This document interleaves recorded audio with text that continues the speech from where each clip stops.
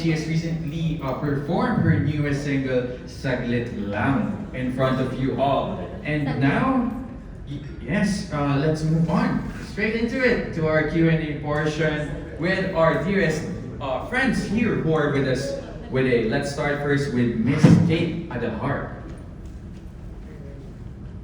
Hi, good afternoon. Congratulations. Thank you po. Anong story behind Saglit Lang? How did you choose or was it given to you? Paano mo napili?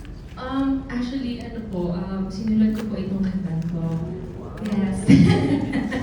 Nakakatuwa nga po yung backstory nito kasi I remember writing this song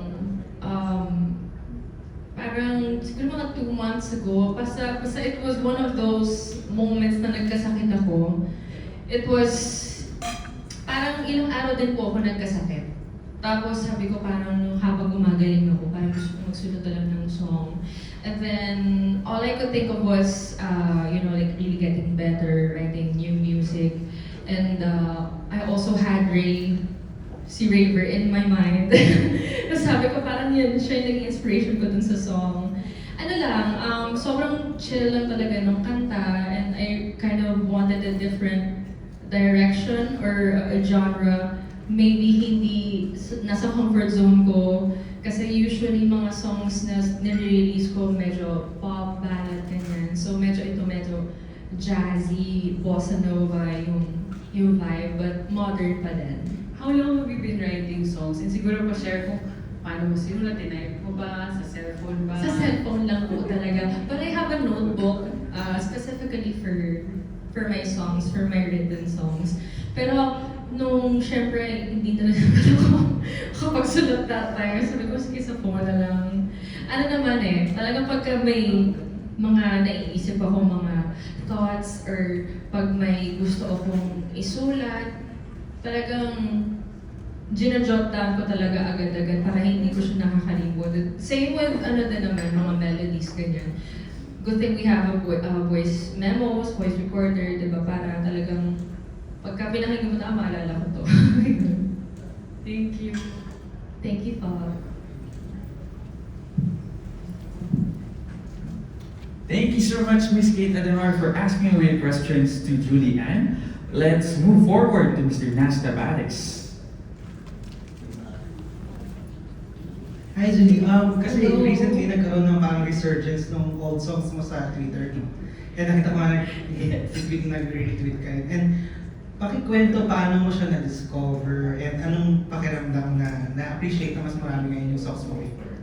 Wow, sa totoo lang, ang biglaan ng lahat eh. Parang nagulat din talaga ako kasi I think may nag-post ata sa Twitter. Actually, parang sa TikTok kasi Twitter ko ito una nakita. Yung isa sa TikTok, I think there was one content creator na pina-follow ko din siya. Tapos parang bigla niyang play yung song.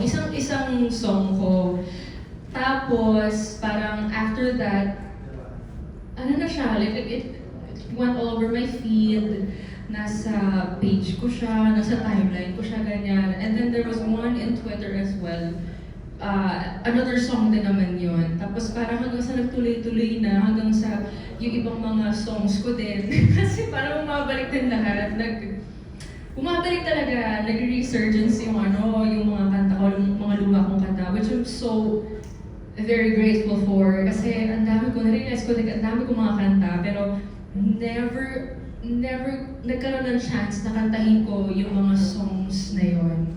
So, natutuwa ako kasi parang it's also a way of communicating to them through the lyrics, through the melody, and dun sa message ng song. Especially like recently talagang nag-uulan, so maraming ng mga nagsisenti, nagiging mga alam mo yun, naglo-look back ng mga memories. So, nakakatuwa lang din isipin kasi, alam mo yun, parang personally, marami din mga bumalik na memories din while making those songs.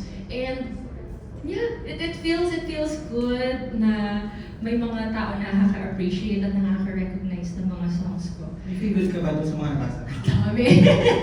Sobrang dami ko mga songs sa favorite ko. Of course, given na yung I'll Be There, given na yung Right Where You Belong, kung maibabalik ko lang, bakit ngayon as well? Maraming mga songs. At saka nakakatuwa kasi may mga nagko-cover din ng mga songs ko. And isa din talaga sa nakakapagpasaya sa pakiramdam ng isang singer ay yung kantahin ng ibang tao yung mga kanta mo. Congrats kasi pumasok ulit sa Spotify yung ikaw as artist. Thank you, Lord. Thank you, Lord. Thank you po. Maraming salamat, Nas Tabares, for asking your questions, Ms. Julie Ann. Next to present their questions is Mr. Pao Kanyam. Hi. Hi Julie, first and foremost, congratulations. Thank you. Grabe naman. So Julie, yung connection lang din sa question ni Naz kanina. Mhm. Kasi nga, nag-trending talaga yung malalaking mga songs mo from 10 years ago. 10 years ago, parang more than nga ata. More than 10 years ago. And then ngayon, may new single ka pala. Parang nag-a-align lang din lahat-lahat ng nangyayari ngayon. Especially with new songs. Yes.